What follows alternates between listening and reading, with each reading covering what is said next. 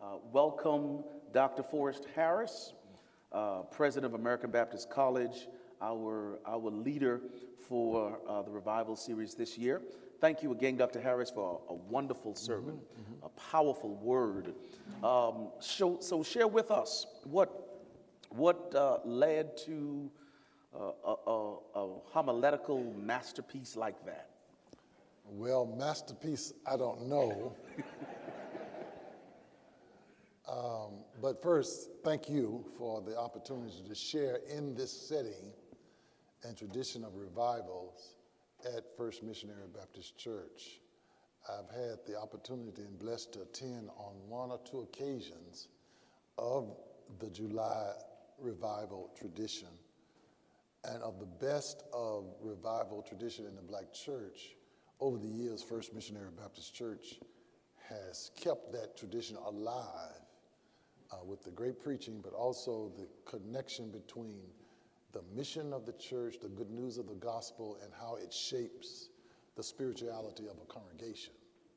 And to have that done consistently across many years and to keep it vibrant and alive is a great gift that God has given to this church, and this church continues to give to the community. So I want to applaud that here. The pandemic put all of us in another mode of self-reflection, introspection, not only about oneself, but the institutions that we are part of. Myself, in terms of American Baptist College, I also teach at Vanderbilt. And in that period, 18 months, 17 months or so, I had not been in a pulpit on a regular enough basis to get a sense of any rhythm of how I present an idea publicly. The ideas and the reading, the devotional readings, the reading the Bible, reading of textbooks certainly give you content, feeds your mind. But to get those ideas shaped in a way that they are presentable to the public is another exercise, another reflection, because you are preparing for the gospel to be heard by people who are struggling with context and issues, ambiguities in their lives, that it has to have clarity and it has to have connectivity for them to be empowered or the Spirit to help them know what God is calling them to do. So I've been struggling with that over this period, not preaching, and I preached the commencement exercise for ABC back in May, so I got a sense. But then when you called and asked me to do that, I got scared. I said, I don't know if he doesn't know the preaching that he heard when he's a student at ABC. His machinery needs oiling. And so I didn't let on that I was having that kind of rusty kind of thing. And then going back through my library and things, there are, repeatable themes, ideas, and sermons that you can preach again, but they need serious updating. Because every context makes a sermon old, meaning old if you don't update it to the context, to connect the social challenges to the good news. So at one point, this sermon, the title is new, Courage to Live. Now, I'm a Thurman reader, and I read Thurman, and Thurman always feeds you with something. And I read this poem by Margaret Stanton that he used in one of his meditations in his book called Strange Freedom. And I said, it stayed with me for several days. And then I was thinking about this nation and all of the things that I saw lacking, but also what religion, in terms of how it had become complicit with the culture and not giving a culture guidance. And then knowing the preaching tradition here at First Missionary Baptist Church and Pastor Emeritus and yourself. And I just want to say to First Missionary Baptist, if God has not blessed a church that I know of in this country with a transition of leadership and profound preaching, if you don't know that, you are not able to, you're something wrong with your head. What's wrong with you? Jackie and I are virtual members of First Missionary Baptist. Every month we send a gift to the church so that we make it legitimate, and he started sending us the communicator. But all of that came to establish a mood, and back home we're going through some issues where we attend church and so forth. And I'm saying, what can I say that speaks to my own challenges, speak to the nation and its challenges, the tradition that produced my faith, and First Missionary Baptist, one of the churches I think that can lead the way of helping us understand the transformative ways in which the gospel can serve a people. There are churches all over the country, and I'm not trying to single it out as a merit, but I think there are few churches that I know of that has this unique witness of history and witness of praxis that can now speak and do in this moment things that will bring for transformation in its local area, Huntsville, and in the nation. So that's where that sermon came from. To do that, it takes courage. Yes. Trained at Duke University in terms of graduate study, but it's the Blue Devils. That's their marquee, Blue Devils. But he was trained first on the Holy Hill. Yes. So that's where God works things, you know. He gives a thesis and an antithesis. But he's trained. Dr. Scruggs comes out of the training tradition. I mentioned the thesis that he wrote in his dissertation on Harry Emerson Fosdick and Martin Luther King Jr., comparative study of their social consciousness. I think it was Duran Public Press or something, the book. I went back and reflected on that and thought about King's and Fosdick's courage. So what I'm saying, full circle, the sermon that you preach never can be separate apart from your own life and struggle. Yeah. And that's where I am right now. With all the things that facing us, facing the school, facing training people and students to have social justice, equity, advocacy, and leadership, something that we have marked at American Baptist College. It's going to take courage, not only with content, but courage to implement it against the things that, you know, are challenges. So that's the background for this sermon. Over the years that I've listened to your presentation of the gospel, I've always been in awe and admired the richness and the thickness of the way you understand the gospel, that creates this conversation between text of scripture, text of culture, and the meta-narrative of gospel, right? And much of that is being lost, particularly as the great preachers of the American pulpit are now resting in the earth. And how have you cultivated that in your own sense of spirituality? And I think we've got a preview of it as you talked about the matriarchal traditions of your family. And I've heard you talk about your great grandmother Sally and all of that. How has all of that informed your consciousness, even to the point when you're preparing for that moment, you know, it helps to shape it? Yeah, I think the traditions that birthed us, whether it is our character, the traditions that birthed us, whether it relates to our sense of ethics, the persons in our lives and their testimonies that we still remember, have to inform our theology, have to inform our sense of how the gospel came to bear upon them and comes to bear upon us.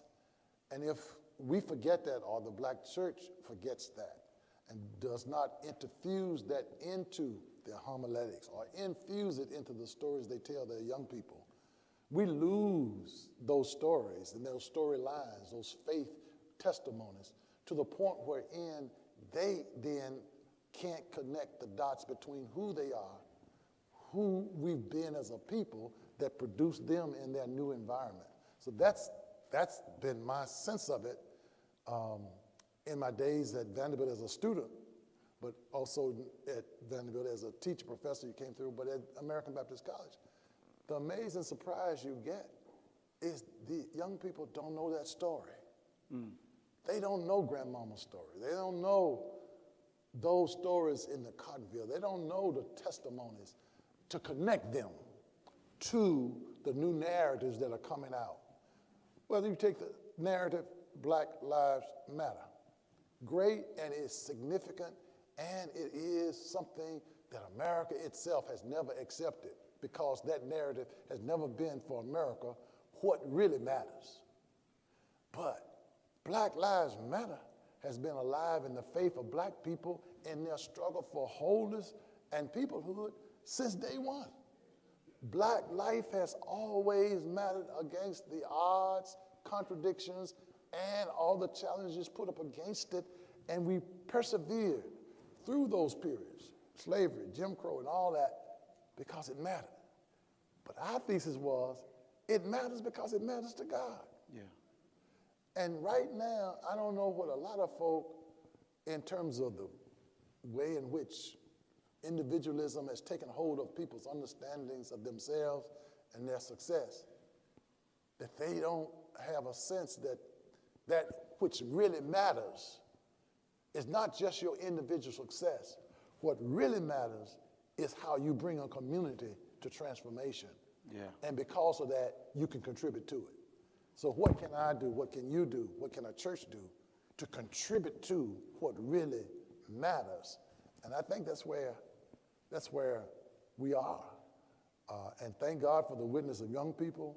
Thank God for Stacey Abrams. Thank God for all of the public witness that we see happening and that the pandemic has exposed as it relates to this country's commitment to what matters.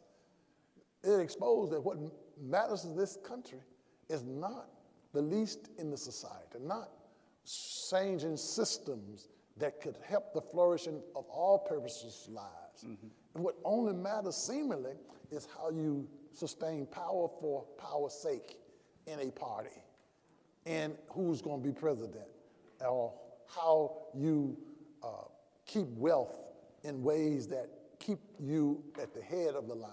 Yeah. The black church has shown this nation, and I said this in one of faculty meeting at Vanderbilt somewhere. I said, without the black church, America has lost its savor. In other words, Jesus said, you are the salt of the earth. I said, without the witness of the black church, American religion has no saltiness. We have reminded you. And I said, that's a broad statement, the great tradition, the great classics. I said, show me. Point it out. From Reinhold Niebuhr to whomever you want to point out, that they focused on the core issue of justice for all people in a way that this tradition has. Show me. Bring your preachers on up. I got them, I know, They got great. But look, Brady Johnson at Spring Hill Missionary Baptist Church never went to college, never went to seminary, but every Sunday when he got his juices going, kicking them heels, I love the Lord, he heard my cry and pitied every groan. Long as I live, while trouble rise, I hate. Now there's some theology in that, and there is some embodiment in that, although he never went to a Vanderbilt or whatever, but it's my responsibility, your responsibility, to take that long meter hymn of the black church tradition and understand and help people understand why it became the sustaining power for black people's faith. And rather than what we do is getting this performance of it, getting this heightened emotionalism of it, and exciting people on Sunday morning but giving them no praxis on Monday. Zora Neale Hurston says she can't understand how emotional and how strong the black church is on Sunday. But on Monday, all that emotion dissipates. I have to explain that every once in a while to the White Academy. Yeah. They love to hear us sing. Fish Jubilee singers, every time they turn around, Fish Jubilee singers is on the platform to sing. We all, and then as they get through hearing us sing and preach, the praxis to change systems are not there. So that's how I integrate what you just said to why I try to do what I do in preaching or in teaching. Yeah. Now, you have navigated those spaces so well for now over 30 years, teaching at a predominantly white institution, but carrying the tradition of the black church in that space through the Kelly Miller Smith Institute on Black Church Studies. And in the 90s, you led this national conversation between congregations and the academy about what it means to be black and Christian. I think that is a relevant point of reflection and of return for us, particularly in the age where the movement for Black lives has gained steam and is calling people's attention to issues of inequities and disparities, et cetera.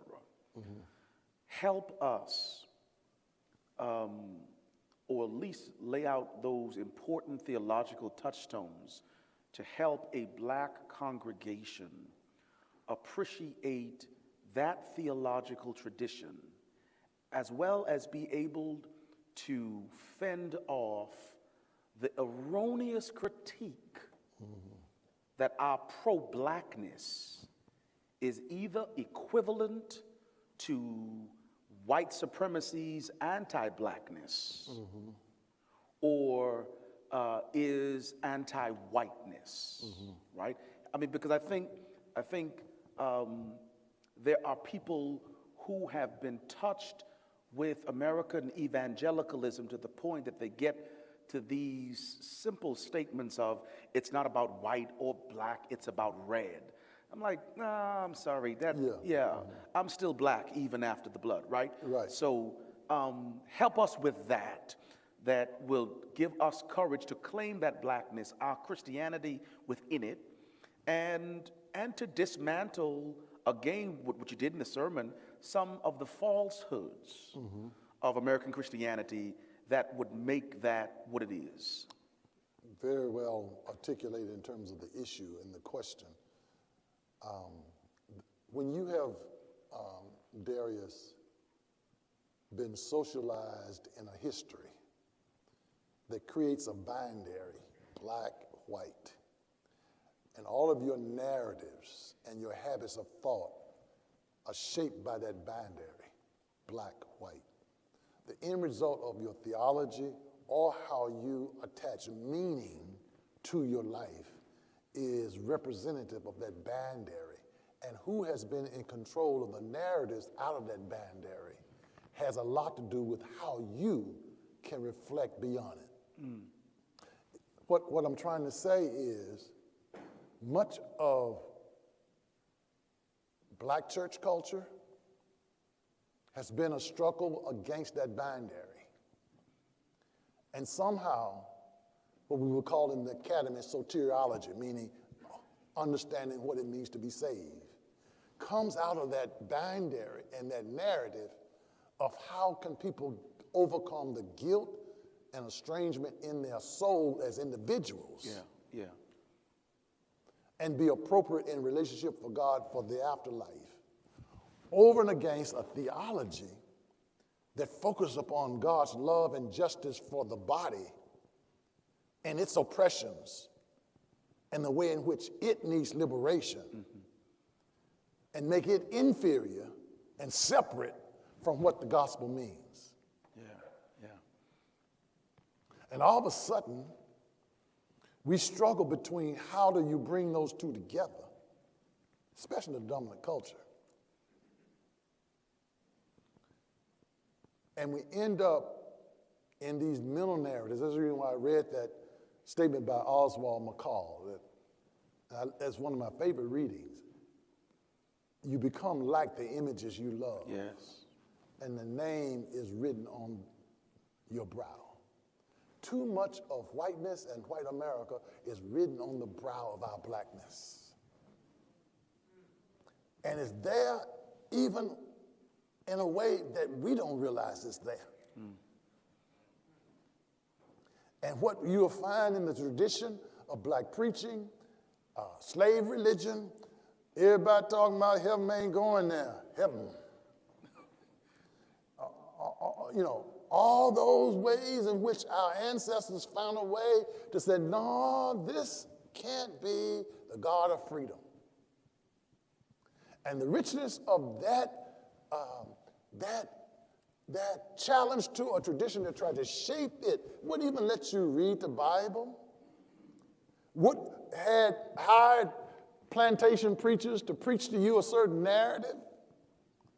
But look what God did, working through folk who could not read their names on boxcars. Yes.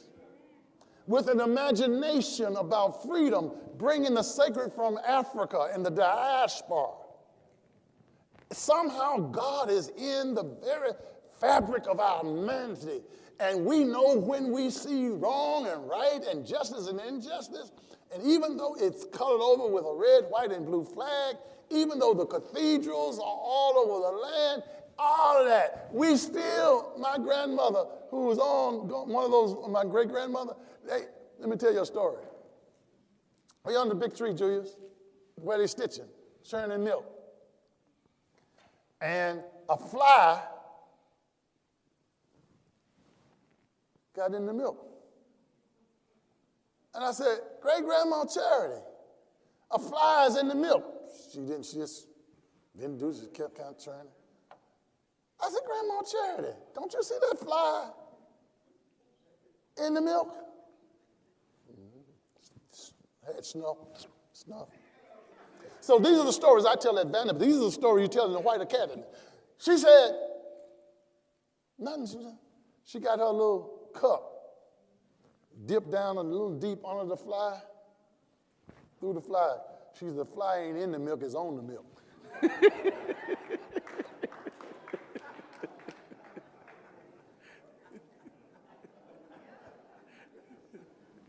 The fly of white supremacy, the fly of those traditions that don't represent our humanity, they are on the milk. Don't let them get in the milk. That's right. That's right. That's right.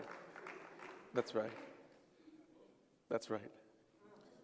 Dip down deep enough. You got to go That's deep right. because in the psychology and internalized oppression of black folk, you got to go way down deep because the man's ice is still colder than ours. The man's theology is still more relevant than ours. You got to go way down in that cup to get some of that stuff out because it ain't in the milk. It's on it. And the job of the black church is to expose what is in us and what's on us. The gospel of Jesus Christ and the freedom that God gives to every human being is in us. I don't care what they do to us and how they try to orchestrate wealth against us and justice. That's in us. And now the black middle class and their success can choose complacency and silo its success away from the whole nation. And I'm not just talking about black people here. Garner Taylor, Sandy Ray, even Joseph H. Jackson, all their different approaches to the nation getting the fly off the milk, says this one thing, that our gospel must have clarity about what it means to be free for God. Yeah. Yeah. And once you put yourselves in chains of Americanism, like a Jim Scott, who can't say that this nation has not had a history of racism and racist, to be politically correct, and all other folk who support this conspiracy corruption of government, without naming names, the Cicero statement of 42, they rot the soul of a nation. Yeah. And then you got institutions like American Baptist College, Alabama A&M, HBCUs, oh, they are so without the resources and without all of the things you see at University of North Carolina, at Vanderbilt in place. And black people, what we do to those institutions, we don't see that they are the liberation stations for our young people. I think I just said something. Yeah. They are the liberation stations for the education of our young people. So why have I split between, when Julius came to me, and I think Walter and somebody, about me being president of American Baptist College? I'm over at Vanderbilt. I'm in an endowed chair. Shoot. Go over to American Baptist College. Ain't got, as they used to say, a pot to,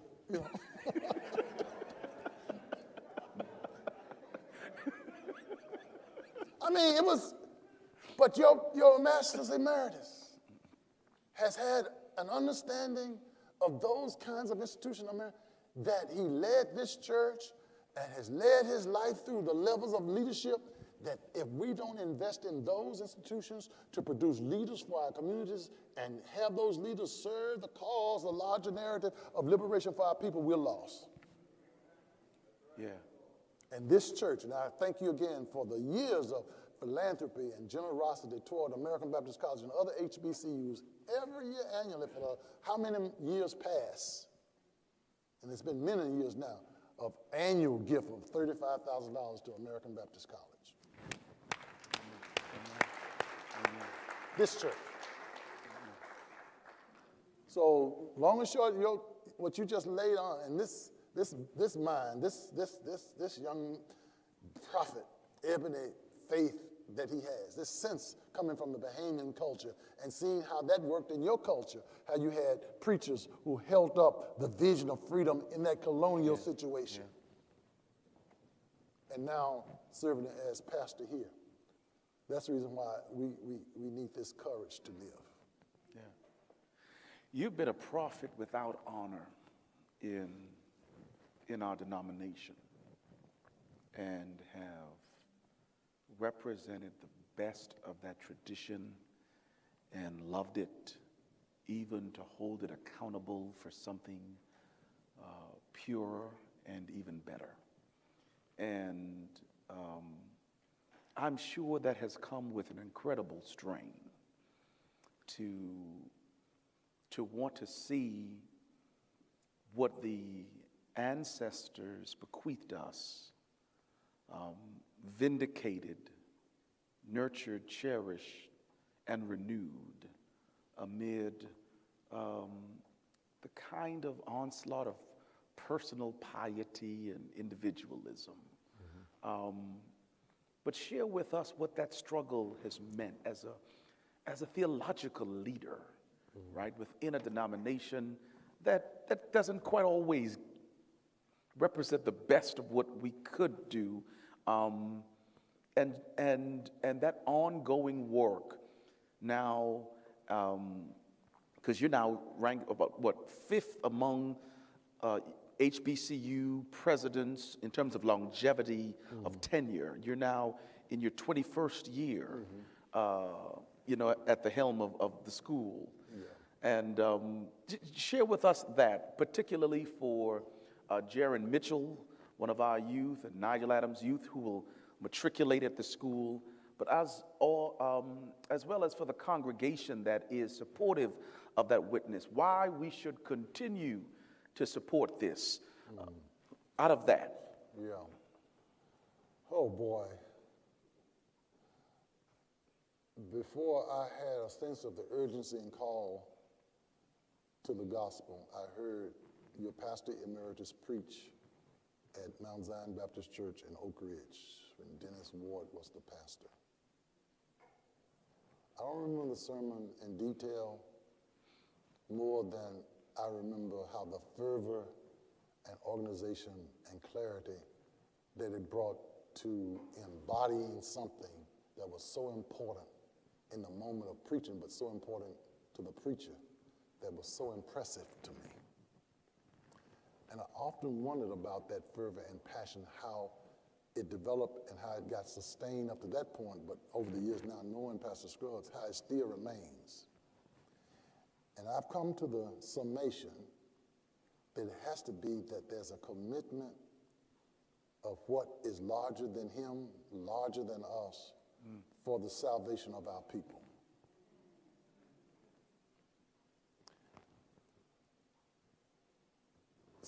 The salvation of our institutions that have been anchors for us. Yeah. No matter how corruptible they may become, how entangled they may become with stuff that really upsets you. The way in which I see it is that we've got to find a way, as best we can, to stay with them, work through their issues.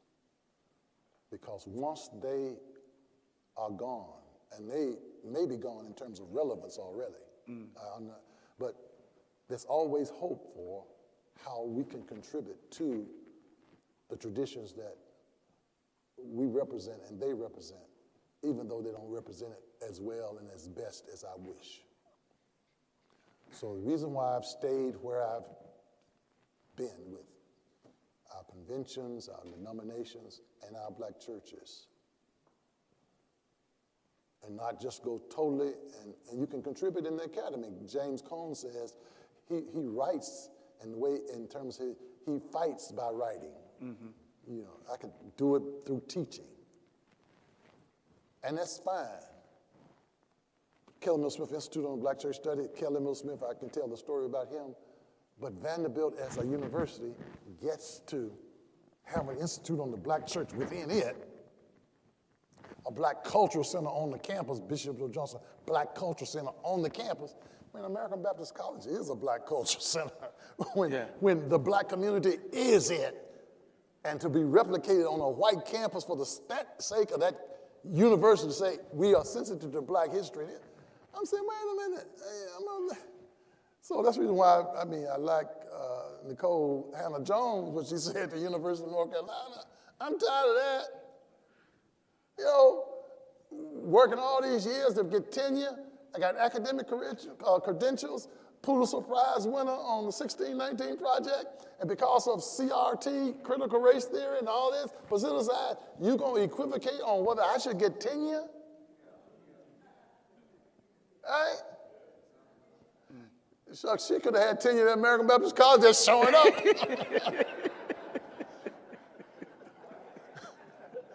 You ain't got through all them hoops.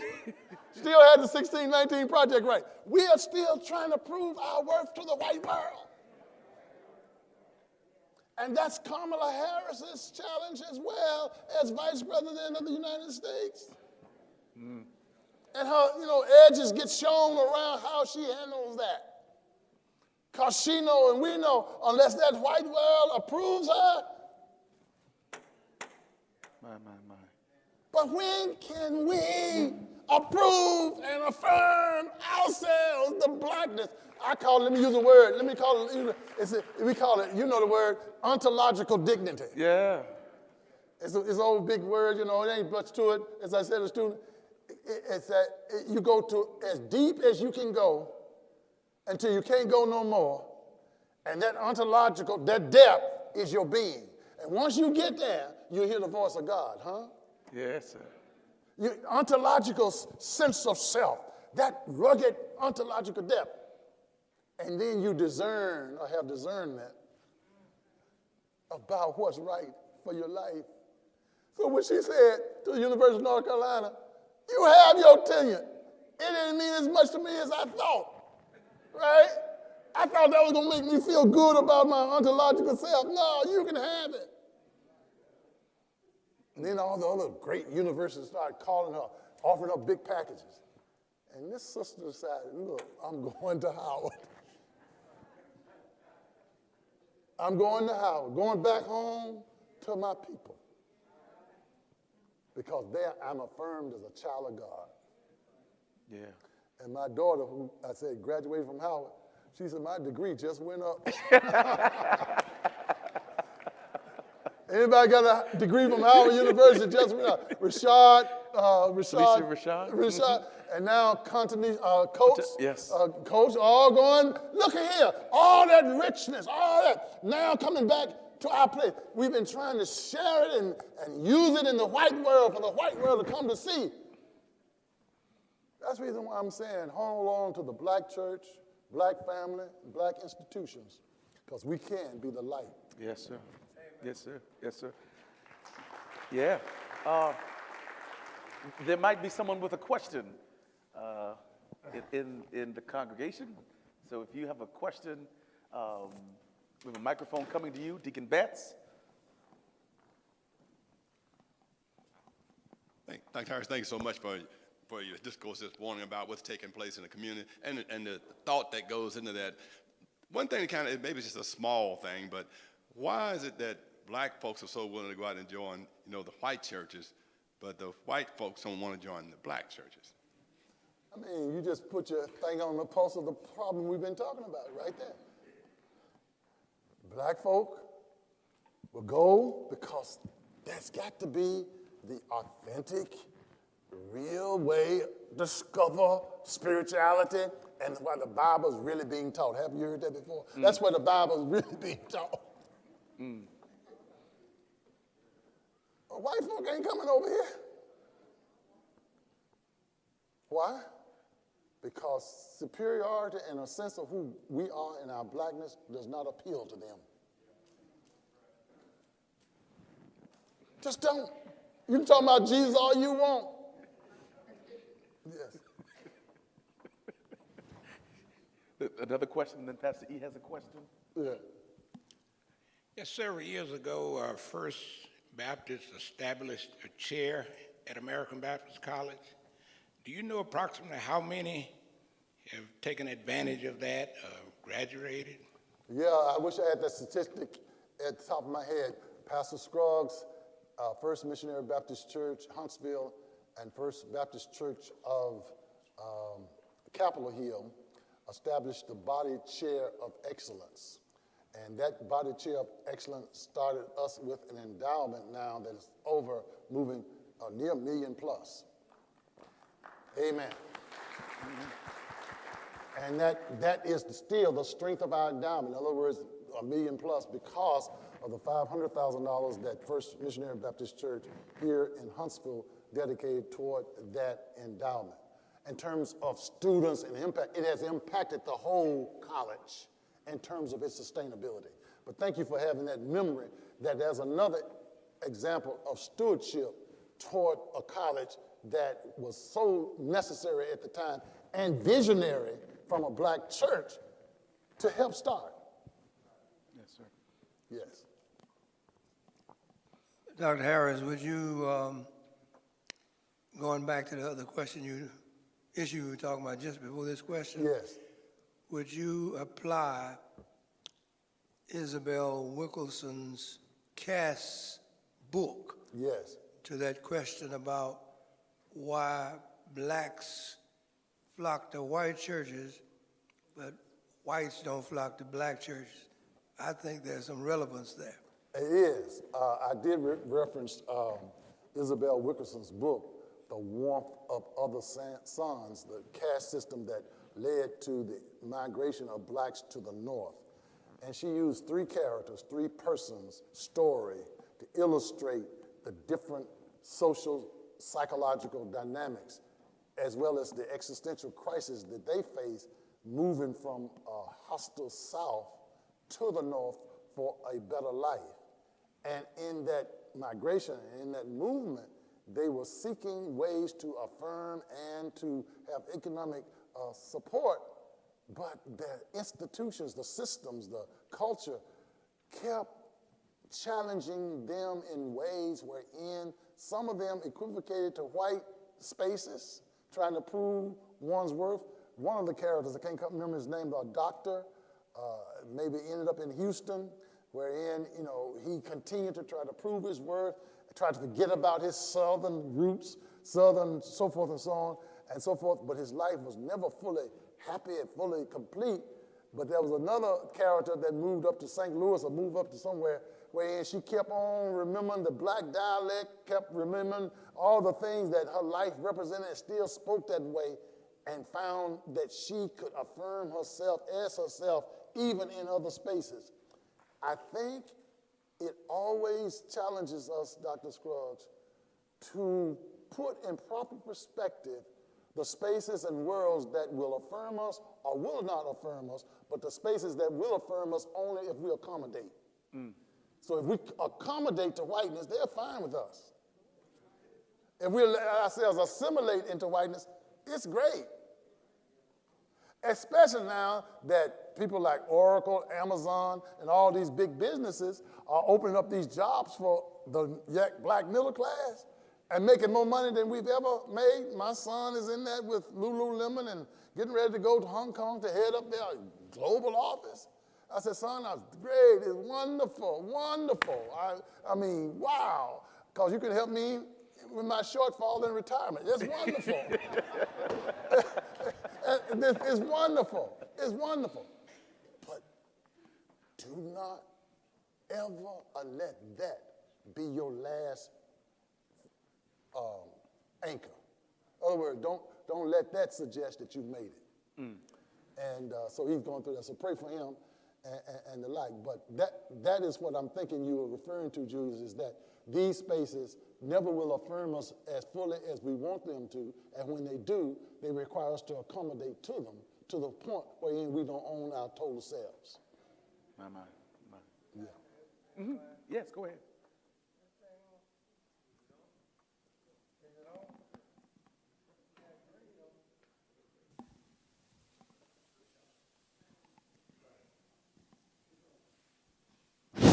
Yeah, it's on now.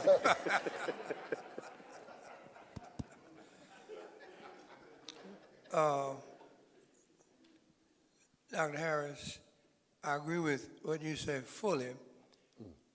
Let me just add to the caste, because it seems to me, in the book on caste, takes it even to another level than she does in the warmth of the sun. She does. When she talks about the caste system, how you have one in India, how you had one in Germany, how you have one in America.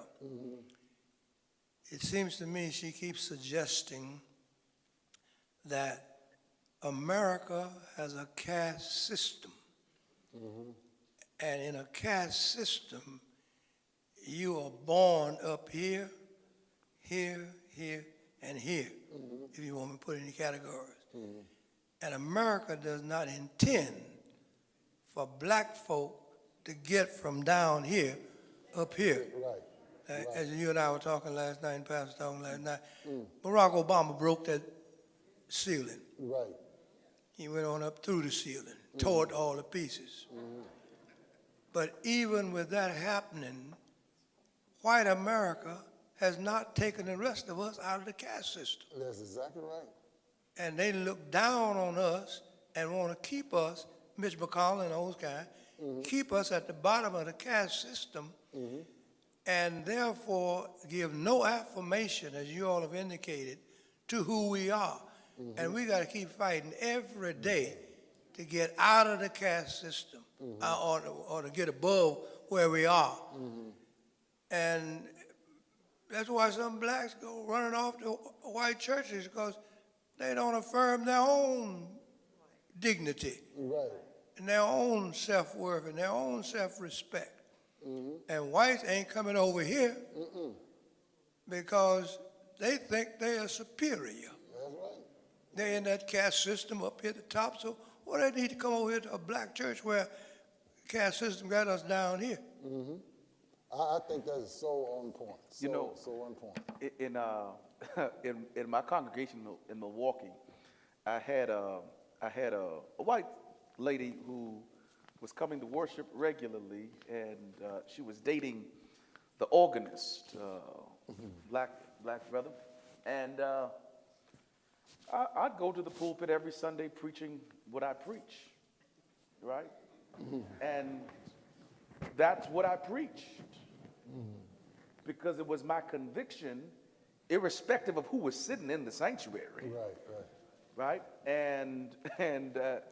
And so she had questions about my preaching and my sermons and why I was, preaching a gospel of liberation for people, and I said to her, because this is not just a church that black people attend, this is a black church.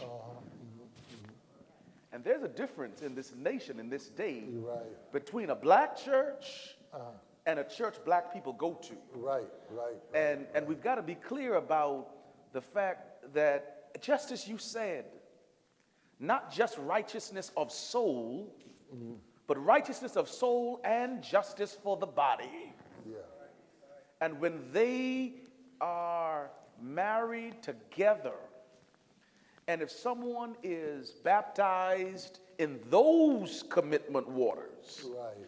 then they can become a part of the fellowship. Right. But that's going to be few and far between.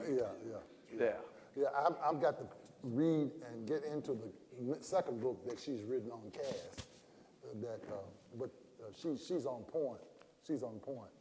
You mentioned baptism. Let me get a statement about that, because I think it's a relevant point to both of you. You just said that, and the black church tradition is how we understand baptism.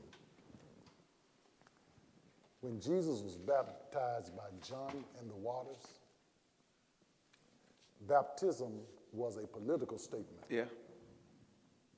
That Jesus was joining up with John and John's movement against the synagogue way of understanding purity and the empire. So you just didn't offer yourself up for baptism, as we say, a candidate for baptism. You were offering yourself up for a movement. Yeah. And to be baptized by John associated you with his movement. And you know what happened to John when his consciousness would not allow him to have Herod do what he was doing in his family and incest and so forth. They beheaded John. And you know all the rest of them ran. Yeah. Because they said, no, you John's disciples? No. And that's the reason why Peter, when they asked him, are you one of his disciples? Peter said, no. I'm not of his movement. No, brother. That's the reason why they ran. That's the reason why imperialism wants to baptize you. American understanding, that's the baptism. But when the black church baptizes you, and here again, one of my stories, I bring it up in the academy all the time. Go in that church pond out there, Spring Hill, church pond out in the county, old muddy snakes even understood that something sacred is going to happen because they went to the bank. And folk from miles around, I got a picture of it. I brought it to my class. And miles around would come around that pond and watch Brady Johnson baptize us. And he had a unique way of baptizing. Now, we go to the seminary, and they give us their way of baptism. So, in the name of the Father, Son, and bam, and wash you off. In obedience to the great head of the church, I indeed baptize you because God said baptize you. And then he's going to do a preaching right there. I baptize you in the name of him who healed the sick and raised the dead. I baptize you. And by the time he's gotten up in his height, his zenith indeed I baptize you in the name of the Father, Son, and Holy Ghost. All that energy got in his hand, he kept you way down. Way down. To the point that your feet came up and they saw your feet. And then raised you.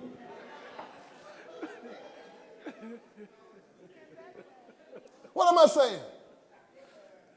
The traditions that birthed our faith was about a movement of our sense of who we were against all that mitigated against us. And he infused that into his baptism ritual. Yeah. Even though he had the theological understanding of a soul for the heaven himself and his preaching and so forth. And, we mixed it in and so. But look here. Yeah. When you and I and the churches can re-ritualize baptism, Yeah. re-ritualize discipleship, Yeah. we got something. Get all this white folk stuff out of our system.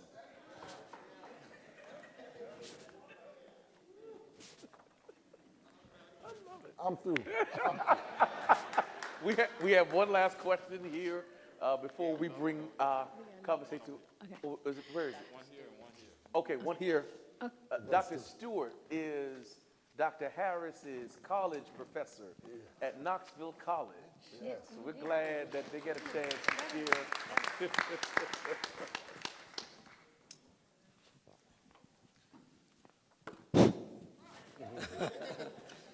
President Harris, Yes. Professor Stewart. one of the hot issues of the day seems to be this what's called political.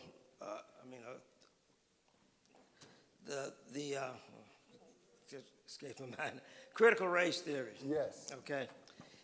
And from a psychological, a sociological, a political point of view, the impact has been discussed quite a bit relative to the institutions of this country, the impact on them that's explained by this theory. Would you comment on the theory just a bit, and then why white folks become so disturbed about it, in particular about what they think would be the impact on their educational system, particularly teaching children in K through 12, the impacts of the nature of that theory and its relevancy? Thank you, Professor Stewart. I hope I got my homework. And I think I invite that question and Pastor Butler and the church to have a larger seminar, larger discussion, dialogue on what it means to be black and Christian around this phenomenon of critical race theory, which was birthed in the law schools and universities, graduate schools. Derek Bell, At the Bottom of the Well, that book, that text, about the systemic ways in which racism is sustained in this country and the legality of that system and how legal structures protect it. That's where it started. That's where it remains. We teach critical race theory in our graduate courses in law still today. Critical race theory has never been a part of the public education system to children. Right. Never has been. They co-opted the term, the nomenclature of it, whitenized it, demonized it as something evil against the American ethos. As America understood or wants to understand that the Constitution is its purifying resource that makes America great without owning America's history under its Constitution. Right. That corrupted the very Constitution itself and had to add amendments, 13th Amendment, so forth amendment, to correct what it did not do. So what's happening with white people now who have to look at their ancestors, grandfathers, grandmothers, somebody back there who represents that ideology, that racism, and they can't tell their children that was grandpa. That was grandma. They did segregation. They can't stand it to tell it. And one white lady says, we can't have critical race theory and traumatize our children.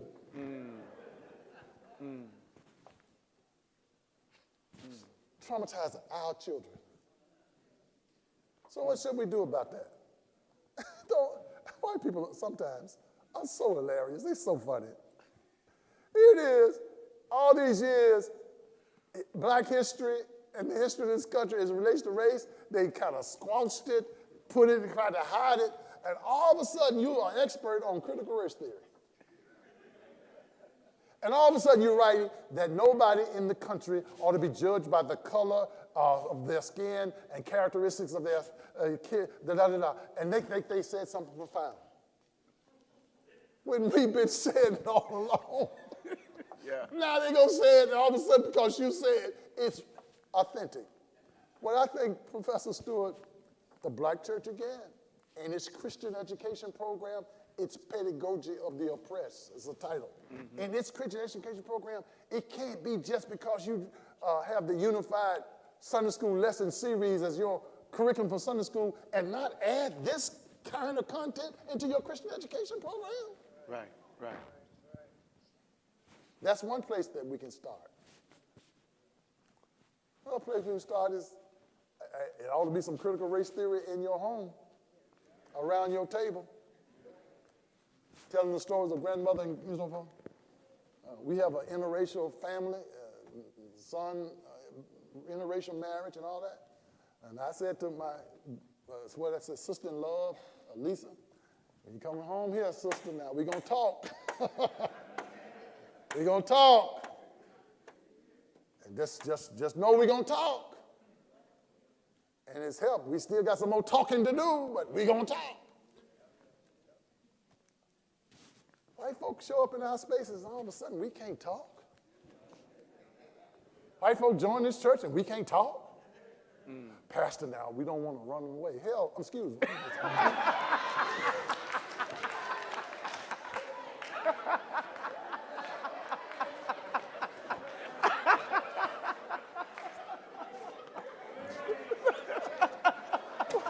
That slipped out, Jackie. Jackie, get me. We're going back down Ashes now. Forrest, you shouldn't say that. Oh, wow, we got to change every narrative. Where our paradigm has to change. Where do our pattern have to change when they join our churches, if they join? They ain't going to change when you go over there. Critical race theory, we ought to be able to talk about it here in the way our history, talk about it the way our ancestors talked about racism and taught us about, because, like you got the Delta variant, you got the UK variant, you got, racism has as many variants as the pandemic does.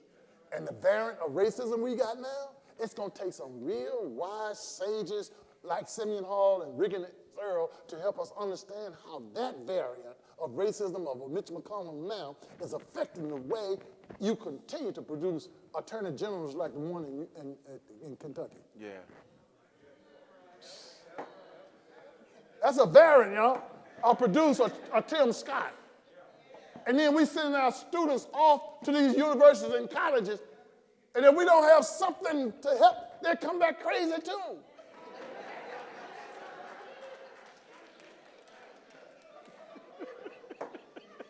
And then come to the church and tell Pastor Butler, now Pastor Butler, if we're going to be relevant, we're going to have to change. And I know what he'll say. He said, sir, come to my office, and we'll pray together. And when he gets to the office, it won't be prayer, it'll be blessing him out. Who do you think you are coming back from and thinking you can tell and shape the tradition in a different way than the way in which this church exists? Wow, y'all got me going now, I tell you. Sister Katie's going to ask the last question before we wrap up. First of all, I just want to say thank you for being here. It's been your sermon's just been like, wow. But reflecting on your topic, courage to live. What advice can you give to young parents, even grandparents, to their grandchildren, and still their children, about courage to live through this civil war, through this pandemic that we're going? Because sometimes, me myself, I've suffered a loss of my grandson. He killed himself through this pandemic. And so, what can we tell our kids who I have taught personally? Brought my children up through the church, through the traditional church. I mean, we grounded. And they have this idea that they can't do it. And now that white America is producing this fear, which has always been there. Now the children are fearful. My grandsons and many other young people, they're fearful, some of them, or they're going to challenge the system where they always have to look over their shoulder. Can you speak to that, Pastor? Oh, that's another, oh boy, that's so. I did reference the fact that this courage is a constant struggle. Context change and different situations challenge you to the point of reasserting the courage that is necessary for children, for our families, in the face of grief, death, and dying. You mentioned suicide. Suicide ideations, and I'm in a territory, in an area that I have to be very careful because I'm not an expert even to speak to it. But black people in depression and black people feeling that they're at the end of their rope takes courage to get beyond suicidal ideations or thinking about it. And we don't even know how to speak that that's a part of our experiences. Well, one thing that I think black churches should do is be sensitive to the need for counseling and therapy post-pandemic. Post-pandemic is to be aware that we need counseling and therapy as a ministry of the church, that the pastor's expertise can't handle. And that even our friends, we can talk to them about it, but can't handle it. And it has to do with debilitating sicknesses and illnesses. Sometimes they just bring you down, melt you down to the point that you don't have courage to keep fighting. You want to give up. And once you give up on your body, your spirit, your body deteriorates further. That's just at one level. Comes to young people.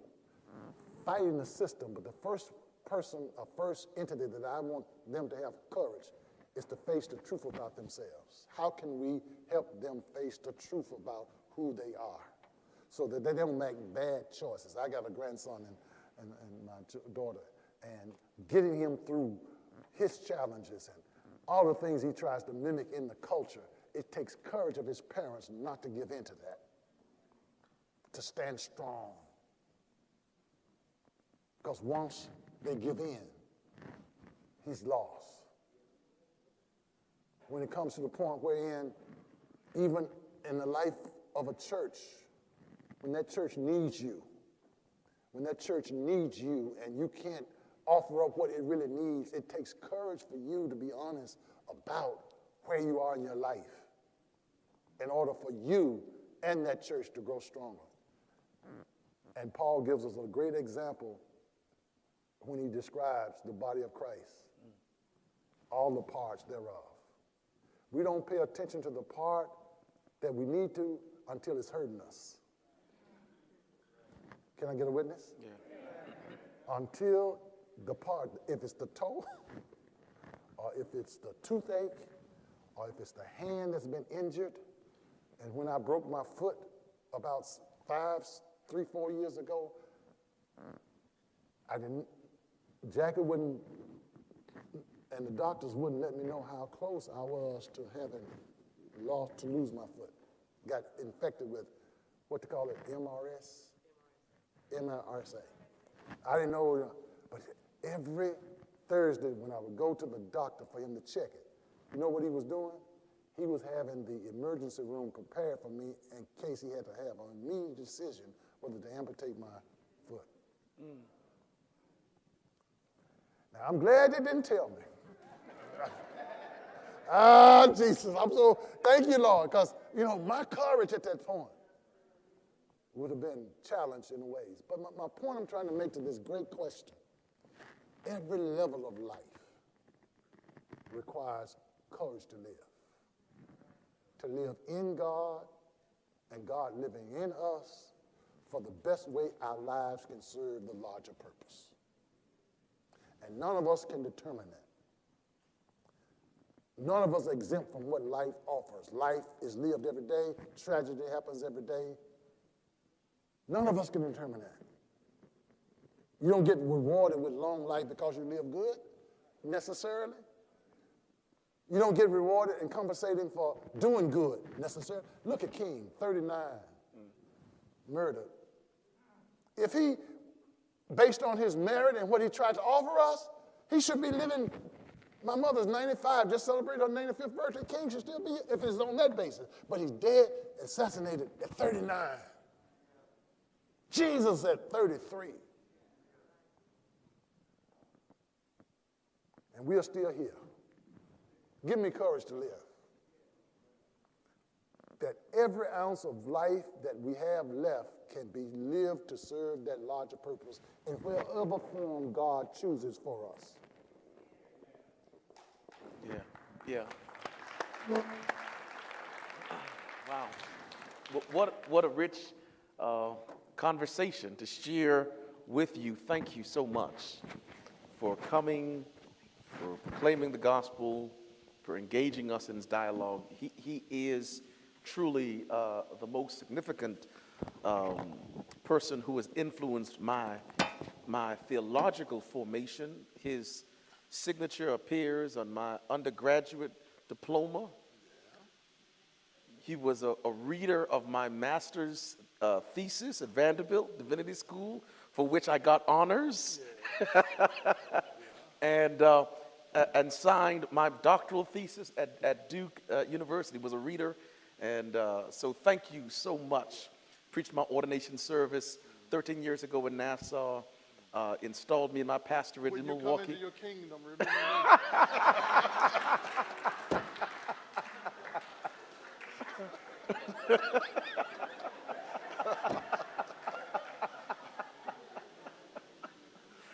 So it's always rich to have those who have helped to shape you come and share in this moment. So thank you, Dr. Harris. Thank you. Pastor.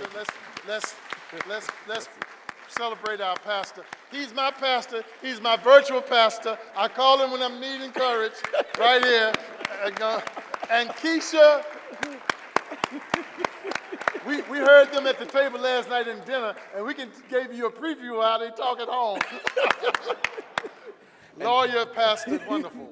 Thank you, Jackie, for your years of partnership in life and in work with Dr. Harris, a professional woman of research, nursing interests, and we're just grateful for them. So thank you to the committee who helped to plan.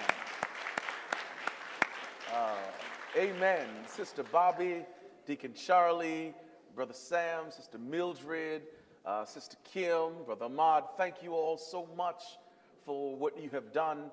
Tomorrow evening is the second watch of revival, 7 o'clock. Please come back. Come invite others. We will hear the preaching of Simeon Hall, who is the prince of the Bahamian pulpit. He's going to come in here and share with us the gospel. And I guess I'm not really that subtle. All the preachers this week are ABC preachers. all have been groomed at American Baptist College. So I'm not as subtle as I thought I was. I'm just going to, this is that kind of church. Amen. God bless all of you. Thank you. Be safe.